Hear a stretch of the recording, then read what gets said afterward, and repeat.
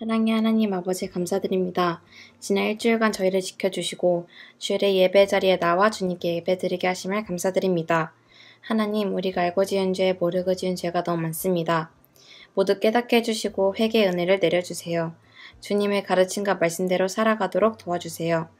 지금 전 세계가 코로나 바이러스로 인해 어려운 시간을 겪고 있는데 주님의 은혜로 회복시켜 주시고 다시 정상적인 삶으로 돌아가게 해주세요. 주님께서 허락하신 모든 상황들을 감사하며 지내게 하시고 주님을 더 많이 알아가는 시간이 되게 해주세요. 그래서 주님께서 원하시고 기뻐하시는 자녀의 모습으로 주님께 영광 돌리게 해주세요. 이 시간 말씀 전하시는 성낙원 목사님께 성령 충만함을 주시고 전하시는 말씀을 들을 때 주님을 만나는 귀한 시간이 되게 해주세요. 또 주님의 말씀을 기억하며 삶 속에 적용시킬 수 있도록 도와주세요. 언제나 저희 곁에 계심을 믿사오며 예수님의 이름으로 기도드립니다. 아멘. 신명기 31장 11절부터 13절 말씀. 온 이스라엘이 내 하나님 여호와 앞 그가 택하신 곳에 모일 때에 이 율법을 낭독하여 온 이스라엘에게 듣게 할지니 곧 백성의 남녀와 어린이와 내 성읍 안에 거류하는 타국인을 모으고 그들에게 듣고 배우고 내 하나님 여호와를 경외하며 이 율법의 모든 말씀을 지켜 행하게 하고 또 너희가 요단을 건너가서 차지할 땅에 거주할 동안에 이 말씀을 알지 못하는 그들의 자녀에게 듣고 내 하나님 여호와를 경외하기를 배우게 할지니라. 열왕기상 3장 14절 말씀. 내가 만일 내 아버지 다윗의 행함같이 내 길로 행하며 내 법도와 명령을 지키면 내가 또 내 날을 길게 하리라. 아멘. 여러분 안녕하세요. 반갑습니다. 여러분 지난주에 이일동 목사님께서 욥기서의 귀한 말씀으로 우리의 우선순위를 점검해 보자고 그렇게 말씀하셨죠. 사탄이 하나님께 대하여서 이렇게 욥을 생각하면서 말하죠. 어찌 까닭 없이 하나님을 경외하겠습니까?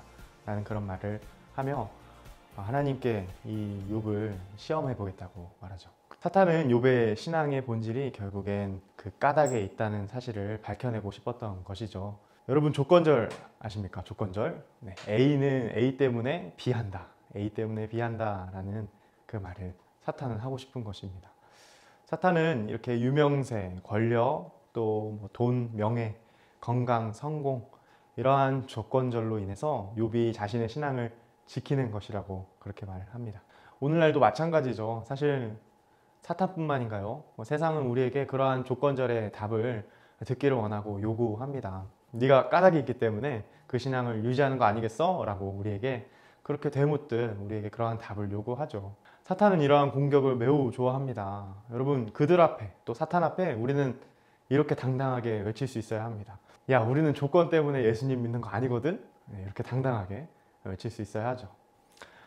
하지만 조건절 때문에 나의 신앙, 이런 나의 순수한 신앙을 유지하는 것이 아니다라는 것을 우리 스스로가 지키며 살아가기에는 또한 한편으로는 그렇게 쉽지 않은 일임을 우리도 역시 알고 있죠. 그래서 오늘 이러한 공격 속에, 그러한 사탄 공격 속에 우리가 어떻게 하면 사탄의 공격을 이겨낼 수 있을지 한 두 가지 정도로 함께 나누어 보려고 합니다. 현대를 살아가는 우리들은 특별히 이 사탄이 이 코드를 사용해서 우리에게 자주 공격한다고 저는 그렇게 생각을 합니다. 그것이 무엇이냐면요, 바로 이 만족이라는 코드입니다. 불만족이 어쩌면 가장 많은 때가 아닌가 싶어요. 우리에게 마치 조건이 전부인 것처럼 우리를 강하게 유혹합니다. 불만족하는 우리들에게 조건이 마치 전부인 것처럼 우리를 강하게 유혹합니다. 2017년 입시 업체인 진학사에서 닷새간 고등학생 약 1000명을 대상으로 이 현재 다니는 고등학교에 대해 만족지수를 조사했다고 합니다. 대상은 국제, 외고, 자사고, 영재고, 과학고 등 다양한 학교에서 학생들이 설문에 응했다고 하고요. 그런데 놀라운 것은요, 여기 약 1000명 중에 50%만 자신의 학교에 만족스럽다라는 답을 주었다고 합니다. 학교뿐만이 아니라 또 다른 곳에서 또 만족에 대한 이야기를 살펴보려고 하는데, 2019년 취업업체인 잡코리아에서 실시한 이 직장 만족지수 설문조사에서도 마찬가지로 자신이 다니고 있는 그 직장이 만족스럽지 못하다라는 그러한 설문을 했다고 하네요. 직장인 약 900명, 공공기관, 대기업, 중소기업을 대상으로 실시한 결과라고 합니다. 여러분, 우리가 알 수 있듯이 생각보다 우리가 원하는 직장을 가게 됨에도 불구하고 또는 그렇지 않을 수도 있겠지만요, 그렇게 들어간 직장임에도 불구하고 우리의 생각과는 다르게 불만족스러운 그러한 결과들이 많이 나타나죠. 네, 여러분 저는 지금 이 만족에 대한 개념을 가지고 이야기를 나누고 있습니다. 최근에 로리 애슈너와 이 메이어슨이 공저한 책 사람은 왜 만족을 모르는가 라는 책이 있어요. 그런데 거기서 사람이 왜 만족을 모를까요? 라고 그렇게 질문을 던지고 거기에 대한 답을 이렇게 했습니다. 여러분들에게도 한번 물어보겠습니다. 여러분, 사람이 왜 이렇게 만족하지 못하는 걸까요? 이 책은 이렇게 답을 하네요. 만족할 수 없는 이유는 다음과 같습니다. 바로 스스로 끊임없이 자신을 증명해내면서 살기 때문이라고 그렇게 책은 말합니다. 저는 이 말에 100% 동의합니다. 왜냐하면 현대시대를 살아가는 우리들에게 있어서 가장 슬픈 현실은 대부분의 사람들이 자신의 삶을 살아가면서 나 자신을 끊임없이 증명해내면서 살아가기 때문이라고 생각합니다. 가령 이런 것이죠. 끊임없이 자신의 존재가 상대방보다는 조금 나아야 합니다. 네. 또 뭔가 잘해야 합니다. 그리고 또 완벽해져야 합니다. 내 남자친구, 내 여자친구가 더 예뻐야 되고 잘생겨야 되는 거예요. 남들보다 돈도 많이 벌어야 되고요. 그래야 뭔가 자기가 잘 살고 있다는 어떤 반증으로 여기면서 살아간다는데 그 문제가 있다는 거죠. 그렇습니다. 저와 여러분들은 이 사실상 우리 존재의 가치를 끊임없이 이렇게 증명해내면서 이렇게 살 필요가 있어요, 없어요? 네, 사실은 없습니다. 왜냐하면 하나님께서 우리 존재의 가치를 이미 증명해 주셨거든요. 네, 결국 우리가 힘써야 되는 것은 사실 아까도 계속 얘기했듯 그런 조건절, 우리가 그 조건절에 목숨 걸면서 산다는 것이 아니라 우리는 이미 하나님께서 주신 만족, 나를 이미 나답게 하나님은 여겨주시고 나의 가치를 이미 하나님이 알고 인정해 주신다는 그 만족 속에서 우리가 그렇게 하나님께 소망을 두고 살아야 하는데 그렇지 못하기 때문에 우리의 대부분의 만족이 만족스럽지 못하는 것 아닌가 그런 생각을 합니다. 저는 여러분들이 이러한 귀한 신앙의 전통 바로 뭐예요? 하나님으로부터 만족을 얻는 거거든요. 조건절에 우리의 목숨을 거는 인생이 아니라 하나님께 우리의 시선을 돌리며 사는 것, 이것이 사실 말씀 안에서부터 이미 그 믿음의 선배들을 통해서 우리가 찾을 수 있는 귀한 전통이라고 저는 믿습니다. 그래서 두 가지를 함께 살펴보려고 해요. 첫 번째는 뭐냐면 이 만족에 사탄이 주는 그런 유혹을 이겨낼 수 있는 첫 번째 방법은 바로 하나님 경외입니다.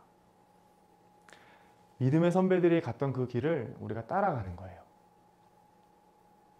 뭐가 되었든지 간에 어떠한 상황이든지 간에 우리가 하나님 바라보고 그 길을 묵묵히 가는 거예요. 그것이 바로 세상의 요구와 사탄의 공격을 이겨낼 수 있는 첫 번째 요소입니다. 네, 여러분 우스갯소리로 이런 말이 있죠. 야, 라떼는 말이야. 라떼는 말이야. 여러분 많이 들어보셨습니까? 네, 그래서 어느 단체나 공동체를 막론하고 가장 싫어하는 커피 메뉴가 뭐 라떼라는 이야기도 있습니다. 네, 선배들이 이렇게 막 으름장을 놓으면서 후배들한테 이렇게 옛날 이야기들을 해주는 것을 후배들이 대부분 많이 힘들어하죠. 하지만 여러분들도 어느 정도 아실 거예요. 그렇게 선배들이 이야기하는 얘기 중에서 우리가 그 본질적인 이야기들, 꼭 들어야 할 이야기들이 분명 그 안에 있다는 사실을 말이죠. 네, 여러분 라떼 한번 생각해 보세요. 라떼. 여러분들이 좋아하는 바닐라 라떼, 뭐 모카 라떼 이런 라떼들도 결국에 본질은 뭐예요? 그 안에 라떼가 들어가야지 그게 라떼잖아요, 그죠? 거기 안에 뭐 티가 들어간다든지 또 아니면 에이드가 들어간다든지 그러면 그게 어떻게 바닐라 라떼가 되겠습니까? 여러분 선배들이 그렇게 믿음의 선배들이 살아가면서 자신들이 경험한 내용들 속에 먼저 살아내면서 중요한 인생의 가치, 특별히 이 믿음의 선배들이 말하는 이야기들은 그 안에 그들이 살아가면서 하나님에 관한 그런 중요한 가치들을 우리에게 이야기해 주는 것이 정말 많습니다. 그러므로 우리가 그렇게 믿음의 선배들의 이야기들을 먼저 뭘 해야 하는 게 중요하냐면 경청하는 게 중요해요. 여러분 믿음의 선배들의 좋은 모습들은 닮으십시오. 닮으라는 것이 닮다라는 것이 오늘의 말씀의 어떤 키포인트라고 생각합니다. 그들이 보여준 하나님을 경외하는 삶, 그것을 우리가 닮아가는 것, 그것이 우리에게 필요한 요소가 아닐까 합니다. 물론 여러분들 선배들의 말 속에서 우리가 그 분별하는 것은 우리의 몫이에요. 순간순간 삶 속에서 또한 마찬가지로 우리가 취해야 할 결정 역시 하나님께서 주신 우리의 몫입니다. 하지만 기억하십시오. 여러분들, 우리가 언제고 믿음의 후배로 남아있는 것이 아니에요. 언젠가는 우리도 역시 믿음의 선배의 자리에 가게 될 텐데, 우리가 그 책무를 다해야 할 순간이 올 때 여러분들 후에 믿음의 후배들에게 무엇이라 말씀해 주시겠습니까? 믿음의 선배들이 보여줬던 그러한 모습, 하나님을 경외하는 것, 그것을 우리가 닮아야 합니다. 하나님을 섬기고 그분만을 따른다는 것, 그것이 얼마나 소중한지 아직 우리 믿음의 후배의 입장에서는 잘 와닿지 않으시겠지만, 언젠간 이제 나이가 들어서 또 그 자리에 갈 때 비로소 더 크게 느껴지실 거예요. 아, 하나님을 경외하라, 그렇게 선배들이 보여줬던 삶이 얼마나 중요한 것인가, 아마 그렇게 크게 깨닫게 되실 거예요. 그래서 오늘 본문은 바로 그 세대를 거듭해도 계속해서 지켜져야 할 단 한 가지의 사실, 방금 말씀드린 하나님 경외함을 떠나지 마십시오에 대한 이야기였습니다. 신명기 31장을 보시면 모세는 이제 삶을 거의 후반부에 들어선 거예요. 하나님의 부르심을 입을 날이 얼마 남지 않았어요. 신명기 31장에서 모세를 통해서 하나님은 이스라엘 백성들에게 이렇게 말씀하세요. 온 백성들의 남녀를 모아라. 심지어는 타국인들까지, 거기에 거류하는 타국인들까지 모아서 무엇을 가르치라고 말해요? 하나님 경외. 그것을 2번이나 강조해요. 하나님을 경외하는 법을 가르치라고 하나님께서 모세를 통해 말씀하시죠. 우리가 조금 더 건너가서 오늘 읽었던 열왕기상 3장에서도 마찬가지입니다. 하나님께서 이번에는 이 솔로몬에게 꿈속에서 나타나세요. 그러면서 무슨 말씀을 하시냐면, 아버지 다윗같이 행한다면 라는 그런 이야기를 말씀하세요. 무엇이에요? 하나님께서는 솔로몬도 역시 아버지 다윗처럼 그렇게 하나님을 경외하는 삶을 살기를 간절히 원하셨던 거죠. 그래서 하나님을 경외하며 살아갈 때, 주의 법도와 율례를 지켜 행하며 살아갈 때 하나님께서는 그에게 복을 약속하셨습니다.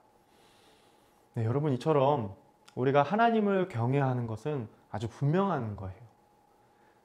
우리는 알고 있죠. 그렇게 믿음의 선배들이 이 하나님을 경외함의 길로 들었었을 때와 또 그렇지 않았을 때의 그 결과는 아주 분명했습니다.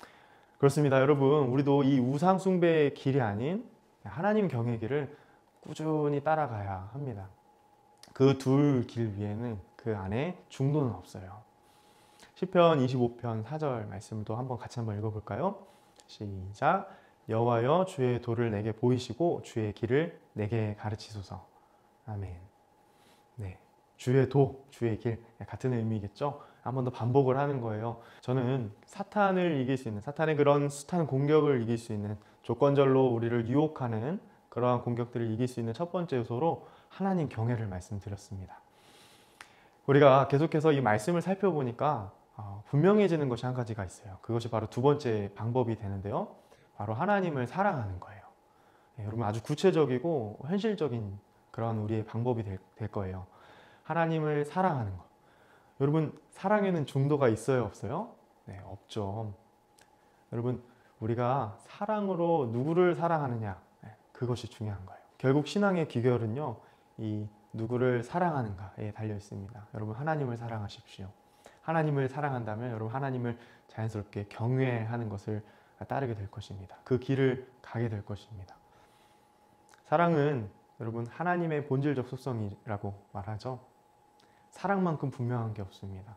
여러분, 우리 존재를 사랑하시는 그 사랑이 분명한 것처럼 우리 역시 사랑한다면, 누구를요? 하나님을 사랑한다면 우리의 행동 역시 하나님을 향한 경외로 나아가게 될 것입니다. 이것이 여태껏 믿음의 참 선배들이 보여줬던 모습이고 우리가 닮아가야 할 모습입니다.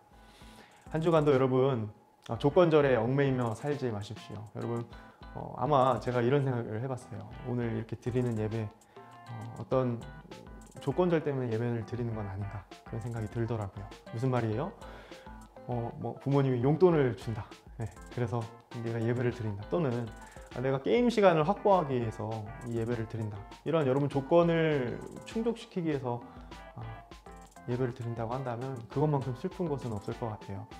하나님을 사랑하기 때문에 내가 그 예배에 임하고 하나님께 나아가는 것, 그것이 얼마나 기쁜 일인지 여러분 삶 속에서 여러분들이 누리시고 그것을 여러분들의 것으로 삼으셨으면 좋겠습니다. 기도하겠습니다.